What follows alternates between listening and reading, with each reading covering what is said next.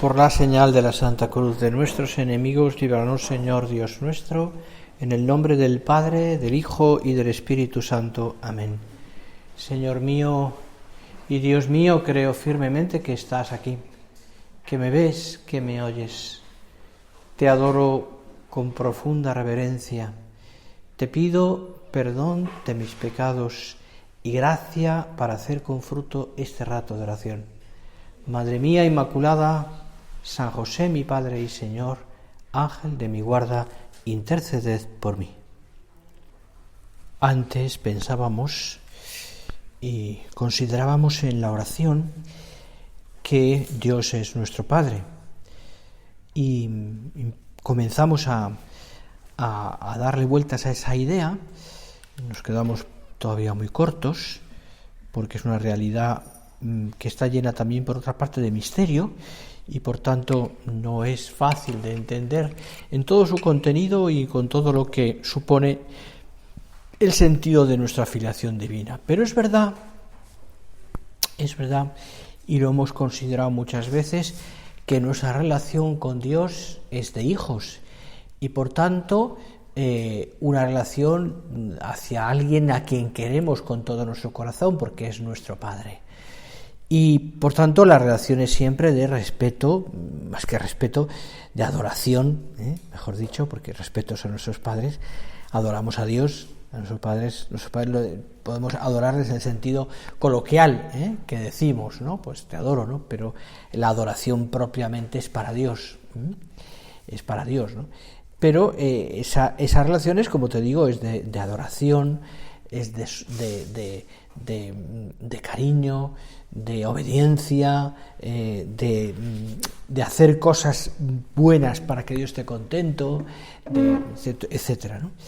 ¿Y por qué? Porque Dios es, y lo hemos considerado así, aunque haya pues momentos en los cuales nos puede costar verlo, porque notamos más la cruz o porque notamos más, entre comillas, la ausencia de Dios o a Dios que no le vemos, pero pues nos puede pasar, es decir, por también una visión muy humana, ¿no?, de la vida, en donde a lo mejor por los dolores, el sufrimiento, el momento de crisis, nos cuesta ver al Señor y nos sale del corazón como un grito, como una frase que es: Señor, ¿dónde estás? ¿Dónde estás? ¿Dónde estás?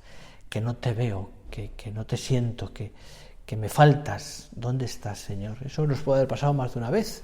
Pero es que le pasó al Señor, a Jesús, en la cruz, cuando grita al Padre y le dice: Señor, Padre, ¿por qué me has desamparado? Ya al mismo Señor, al mismo Jesús, que es Dios, le sale en lo humano esa frase diciendo: Señor, ¿dónde estás? En este momento tan dramático de la pasión, ¿por qué me has desamparado? No es un grito de queja, es un grito de hijo, es un grito de hijo que siente la necesidad también de que en ese momento él ha entregado todo y ha cumplido la voluntad de Dios, de notar a su Padre, ¿no? Es verdad que Dios le da, que el Señor le consuela con la presencia de la Virgen, ¿no? Pero él necesita también sentir muy cerca a su Padre Dios, como tú y como yo.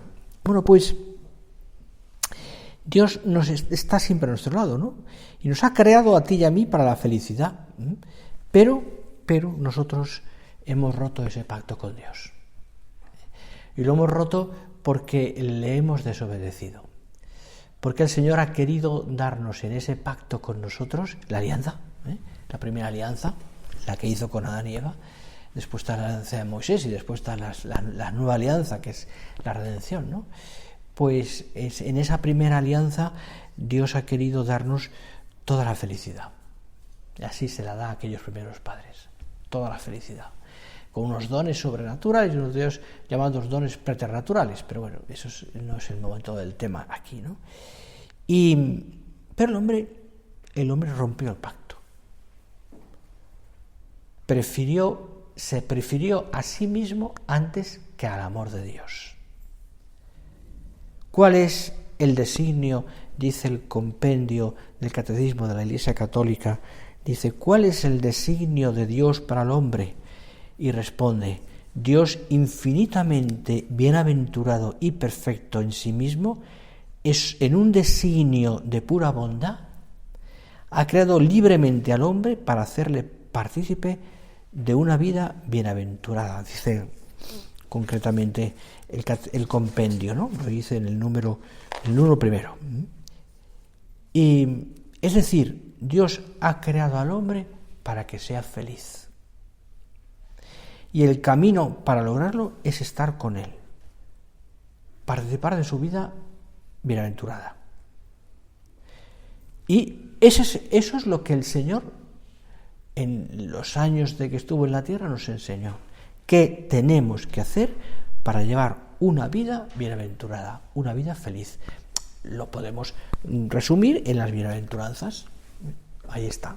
Bienaventurados, felices seréis cuando os persigan, cuando lloréis, cuando seáis justos, cuando seáis mansos, cuando... Esto, pensadlo, está inscrito en el corazón del hombre, de cualquier hombre. Es lo mismo, o sea, no por ser hombre. No importa la religión, no importa el dónde ha nacido, la época, el tiempo, la situación que haya tenido, ese designio de felicidad está en el hombre, por ser hombre. Porque Dios, al darle el alma, le ha dado también el deseo de felicidad. Le ha hecho semejante a Él. Semejante a Él.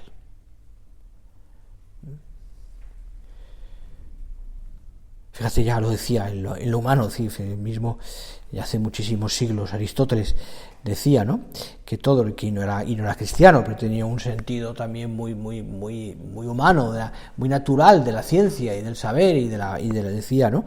Decía Aristóteles, todo, de hecho, Santo Tomás de Aquino se apoya en su teología en Aristóteles, porque de ahí saca muchos razonamientos humanos que los pasa a lo divino. Tomás de Aquino lo saca de ahí. Y dice Aristóteles, todos los hombres estamos de acuerdo en que la felicidad es el bien supremo. No entiende la felicidad, lo entiende el humano. Es decir, evidentemente creía en un Dios. Aristóteles tenía una especie de concepto de Dios, no el cristiano, pero sí un concepto de alguien, ¿no? Pero fijaros, ¿no? Es decir, que dice, por el cual elegimos los demás bienes, salud, éxito, honor, dinero. Es decir, pero hay un fin último, que para nosotros es el cielo. Esto lo sabemos todos. ¿Cuántas veces hemos oído a personas que nos dicen, no, lo importante es que seas feliz? Incluso a veces con eso justificamos cosas que no están bien. No, este hijo mío que a lo mejor no está llevando una vida, pero lo importante es que sea feliz. Que sea feliz. Sí, porque lo que yo quiero es ser feliz. Y esto la gente lo dice. Incluso, insisto, en muchas personas que a lo mejor han perdido o han dejado la fe o están un poco al margen de Dios, ¿no? Como hoy pasa tanto, ¿no? Pues, pero que en el fondo sí que quieren ser felices. Nadie quiere dejar de ser feliz, por muy lejos que esté de Dios, por muy poco que tenga de conocimiento de la fe, por muy poco que tenga de deseos de encontrar a Dios, ¿no? Pero feliz quiere ser. Y sin embargo, algo falla porque el hombre no consigue esa felicidad. La búsqueda, pero no la consigue. Y quizás hemos tenido la experiencia de mirar a muchas personas a nuestro alrededor. Esa experiencia es bonita, es también muy significativa, ¿no? De ver personas a nuestro alrededor, mirar caras de la gente, quizás en un viaje, en un autobús, en un metro, en un avión, y descubrir tantos rostros marcados por la tristeza, ¿verdad? Por el dolor. Señor, ¿qué pasa entonces?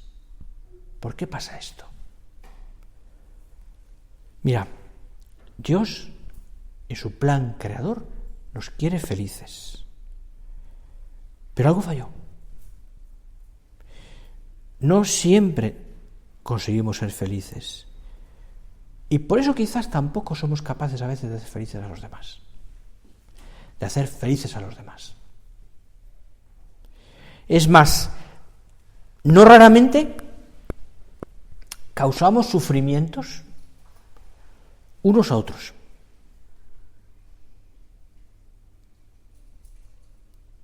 Con frecuencia hemos de decir: Señor, ten piedad de tu pueblo.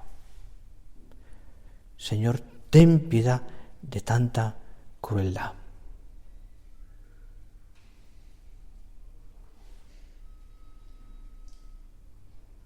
El Papa Francisco, en su viaje en la Jornada Mundial de la Juventud del año 16, yo creo que era en Polonia, estuvo en Auschwitz, y cuando salió de allí comentó, ¿no?, en una homilía suya: cuánto dolor, cuánta crueldad. ¿Es posible que nosotros, los hombres, creados a imagen y semejanza de Dios, seamos capaces de estas cosas? ¿Por qué pasa eso? ¿Por qué las realidades que prometen tanta felicidad, las amistades, los lazos familiares, las relaciones sociales, son a veces causa de insatisfacción, de amargura, de tristeza? ¿Por qué los hombres producimos tanto daño a veces? Y la respuesta, yo diría, y creo que lo tienes en la cabeza tú y en la boca, es una: el pecado. El pecado. No hay más. No hay más. Fijaros, es un error el pecado. Es decir, la palabra pecado tiene una etimología muy concreta, ¿no? Pero tiene una etimología latina y griega muy concreta, pero tiene una etimología que es interesante saberla a veces, porque el pecado, es decir, la etimología que tiene hebrea y griega es un fallo, es fallo. Concretamente es no dar en el blanco, suele decir. Es decir, haciendo esa analogía, es como lanzar una flecha dirigida a la felicidad y fallar el tiro. Sin vulgarizar esto, que creo que me entiendes, en el fondo el pecado es una trágica equivocación y a la vez un engaño. Buscamos la felicidad donde no está. Tropezamos en nuestro camino hacia ella. Por ejemplo, acumulamos bienes superfluos que enciegan nuestro corazón y que no nos dejan ver las necesidades de los demás, por ejemplo. O confundimos el anhelo de felicidad con un bien que no es el bien verdadero, con otro bien que se hace un bien particular, personal. No comprendemos el pecado mientras no sepamos detectar el anhelo de felicidad insatisfecho que lo genera. Fíjate cómo lo dice el Señor en aquella frase que has leído tantas veces: es del interior del hombre, del corazón de los hombres, donde proceden los malos pensamientos, las fornicaciones, los robos, los homicidios, los adulterios, los deseos maliciosos, las maldades, etcétera. Es decir, es como el deseo, ¿no?, vehemente de buscar la felicidad y equivocarnos. Es el deseo vehemente de satisfacer nuestras pasiones, pero no en Dios.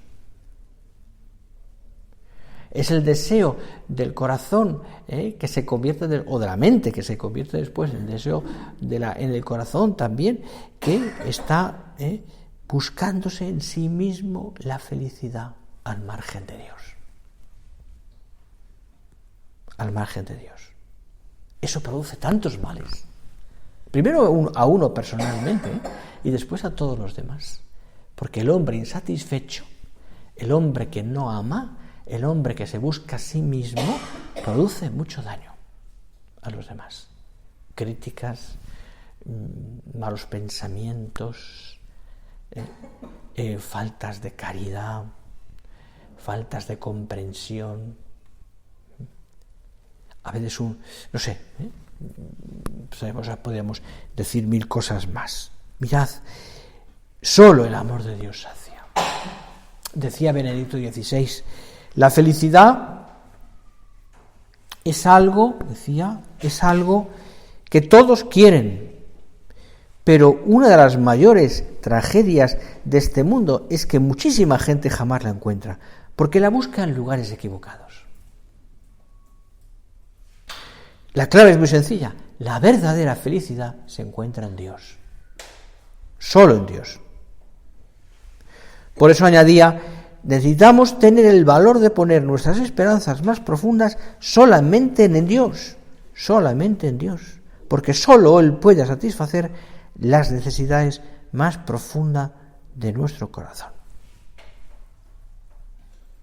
Sin embargo, cuando nos olvidamos de Él, lo que viene es la tristeza, la frustración, la desesperación, etc., la insatisfacción. No olvides, decía nuestro Padre en camino, lo recordarás a José María, que para ti, hijo, que para ti en la tierra solo hay un mal que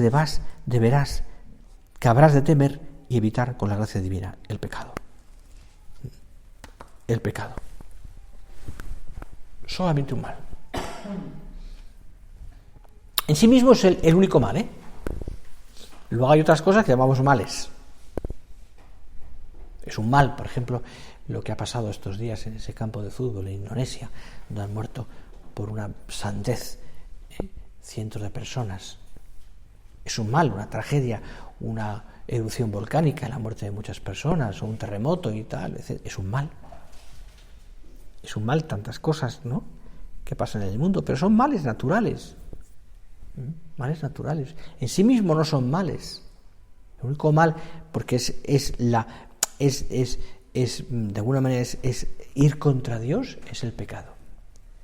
Nosotros, evidentemente, lo humano son males y son daños y son dolores, pero muchas veces están permitidos por Dios, no porque quiera mal al hombre, sino sencillamente porque es la propia naturaleza. Por naturaleza, o en este caso que te decía al principio, de ese estadio de fútbol, por la sandez del hombre, por decirlo de una manera sencilla y directa. Es decir, eso sí que tiene tanto daño.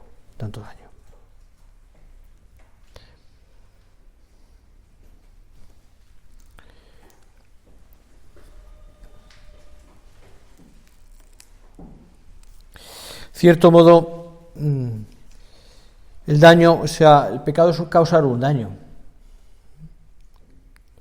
Es evidente, por otra parte, que a sí mismo a Dios nada le puede ofender. Es decir, Dios no le puede ofender nada de lo que hagamos.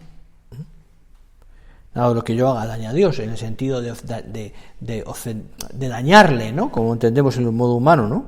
Pero claro, fijaros, pero esto sí tiene una explicación. Dios es amor. Es un Padre lleno de amor por sus hijos. Y quizás no padece como Dios, padece como hombre en la pasión, no padece como Dios, pero sí que se compadece. Dios se ha hecho uno de los nuestros para tomar sobre él nuestros pecados y redimirnos. Decía de una manera preciosa, citando a San Bernardo de Claraval, decía el Papa Benedicto XVI, una de sus encíclicas. Bernardo de Claraval acuñó la maravillosa expresión impasibilis es Deus, se non incompansibilis, decía, ¿no? Que te traduzco, decía, Dios no puede padecer como Dios, es decir, si padece como hombre Jesús, Dios no puede padecer, pero puede compadecer.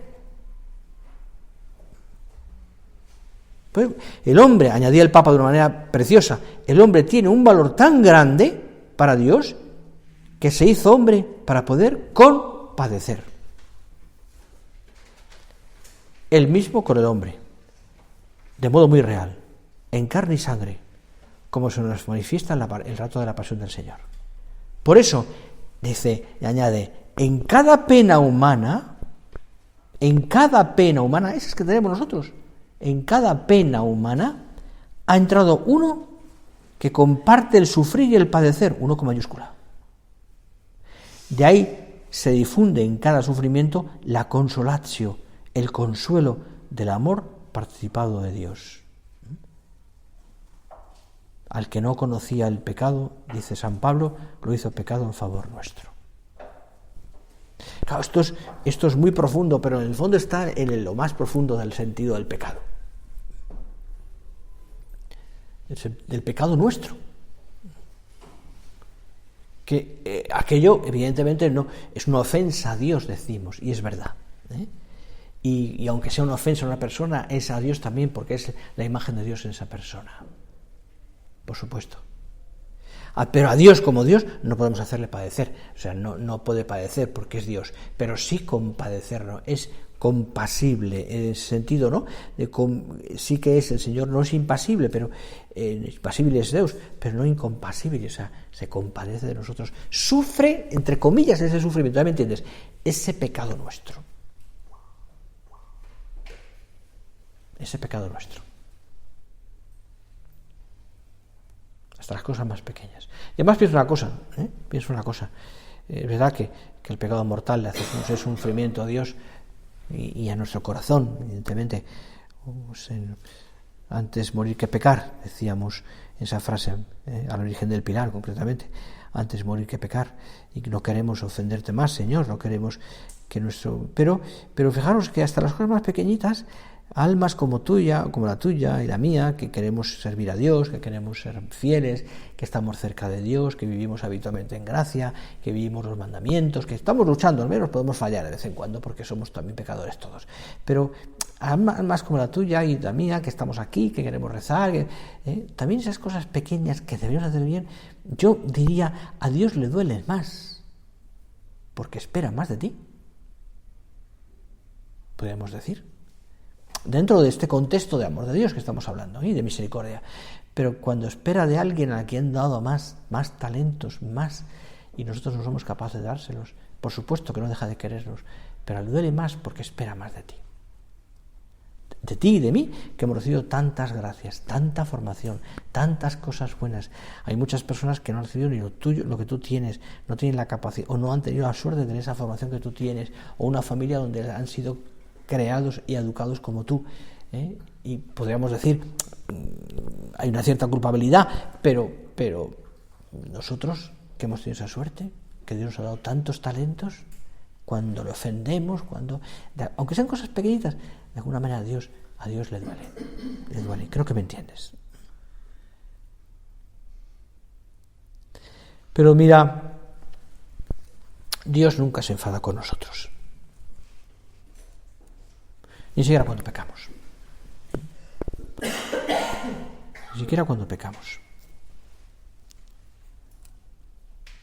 En esos momentos es como si estuviera sufriendo con nosotros y por nosotros en Cristo.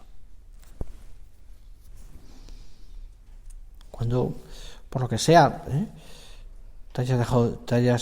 nos hayamos dejado llevar por la ira, por ejemplo, por la soberbia, el orgullo,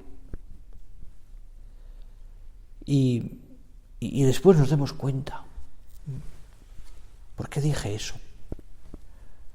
¿Por qué tuve de herir a aquella persona? ¿Por qué hice esa crítica feroz que no tenía ningún sentido? ¿O por qué me dejé llevar en ese momento por una soberbia, por la vanidad, o por la... Dios está ahí con nosotros, fíjate, sufre con nosotros y por nosotros. No te deja sola, está ahí. Decía un padre de la Iglesia que en su gran amor por la humanidad, Dios va detrás del hombre, como la madre vuela sobre el pajarillo cuando éste cae del nido, y si la serpiente lo está devorando, la madre revolotea alrededor, gimiendo por sus polluelos. Dios está ahí, Es una comparación muy de Clemente de Alejandría, que es el padre que lo dice, ¿no? Dios está ahí, como la madre que lo deja. Así nos busca, nos cura en la caída, recoge al hijo que se ha caído, lo anima a volver, a volar, a seguir, a amar. Está como el padre de la parábola del hijo pródigo, que otea el horizonte todos los días esperando a su hijo, del que no tiene noticias hace mucho tiempo.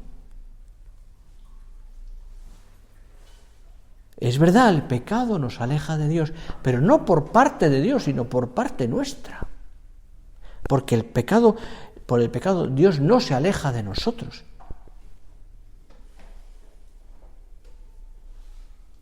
No. La distancia se crea en nuestro corazón.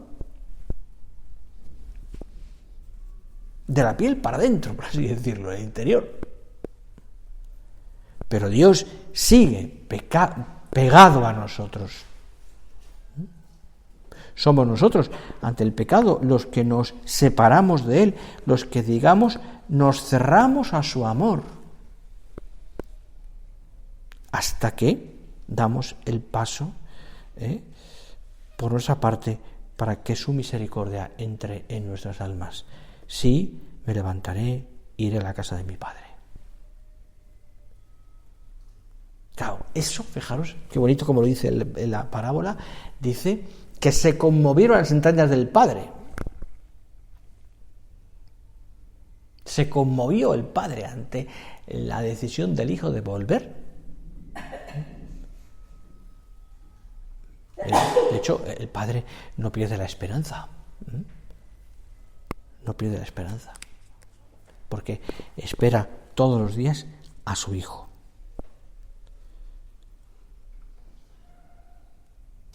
Él es nuestra esperanza, por supuesto. Hay un aspecto que no me da tiempo ya a explicarlo o hablarlo ahora con el Señor en la oración, que es toda esa parte de solidaridad que tiene el pecado también, porque evidentemente también el pecado no solamente es una cosa personal, sino también es social, en el sentido de que también nuestro pecado ofende a los demás y también estropea la naturaleza humana, por así decirlo, ¿no? Es decir, ¿por qué? Porque el hombre es social por naturaleza. En fondo, cuando el Papa Juan Pablo II hablaba de una de sus encíclicas de las estructuras de pecado, decía, ¿no? Una sociedad donde hay corrupción, por ejemplo, donde hay tal, pues eso son estructuras de pecado. Pero en el fondo decía una cosa muy interesante, es decir, esas estructuras de pecado no son estructuras creadas, sino en el fondo están creadas por el pecado personal. El pecado personal de cada uno. Si todos somos mejores, esas estructuras de pecado, de engaños, de fraudes, de lo que quieras, ¿no? De esclavitud, pues todas esas cosas desaparecerían, o al menos. Pero tiene una repercusión. Acuérdate de aquella frase de Camino, de que tú y yo nos portemos como Dios quiere, depende de muchas cosas grandes. Cámbiala, de que tú y yo no nos portemos como Dios quiere, también repercute en los demás. Repercute en los demás, porque rompe el corazón del hombre. Y eso lo notamos. Cuando quizás, por lo que sea, pues hemos ofendido a Dios, estamos, pues notamos que eso repercute también en el ambiente que creamos, en los enfados que tenemos, en la manera de contestar, en la tristeza que tenemos, en juzgar a los demás. Pero que uno dice, bueno, ¿qué me pasa? ¿Por qué estas reacciones? Y en el fondo llega al corazón del hombre y llega a comprender que está lejos de Dios, que tienes que confesarte, que tienes que volver a Dios, que tienes que recuperar la alegría del perdón, porque eso repercute en la alegría de los demás. Siempre. Vamos a pedirle al Señor perdón por nuestros pecados. Lo hacemos ya. Qué bueno momento para que estos días también hagas una buena confesión y te sirva para recuperar también esa alegría que Dios quiere para tu alma. Miramos a la Virgen, nuestra Madre, Santa María,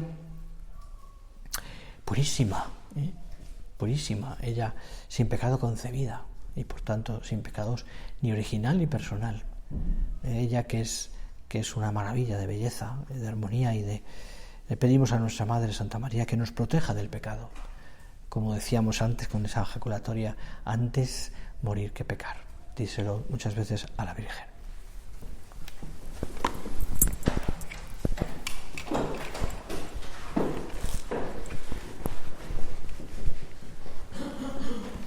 Te doy gracias, Dios mío, por los buenos propósitos, afectos e inspiraciones que me has comunicado en esta meditación. Te pido ayuda para ponerlos por obra. Madre mía Inmaculada, San José mi Padre y Señor, Ángel de mi guarda, interceded por mí.